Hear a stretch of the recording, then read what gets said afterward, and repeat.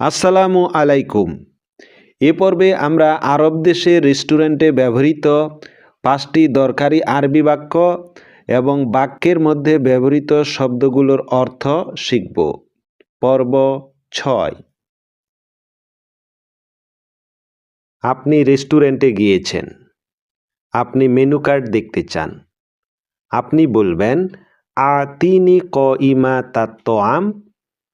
আতিনি কইমাতাত তোয়াম, আমাকে menu card দিন। এটা শুনে ওয়েটার আপনাকে মেনু কার্ড এনে দিবে।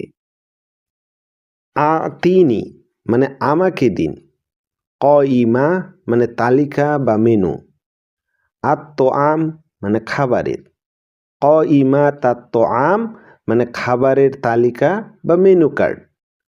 আতিনি কইমা তাত-তোআম, আমাকে মেনু কার্ড দিন। ওয়েটার আপনাকে মেনু কার্ড দিয়েছে। আপনি মেনু কার্ড থেকে একটা খাবার অর্ডার করতে চান।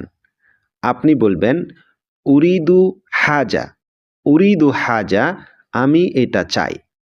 ওয়েটার আপনাকে বলবে ওকে স্যার, এই খাবারটা দিচ্ছি। উরিদু মানে আমি চাই, হাজা মানে এটা। উরিদু হাজা মানে আমি এটা চাই।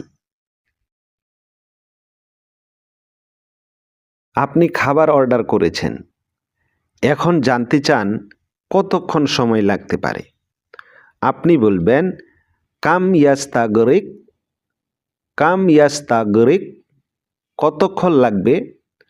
ওয়েটার যতক্ষণ সময় লাগে বলবে স্যার 10 মিনিট বা 15 মিনিট। কাম মানে কত, ইয়াস্তাগরিক মানে সময় লাগবে বা সময় নেবে। কাম ইয়াস্তাগরিক, কতক্ষণ লাগবে।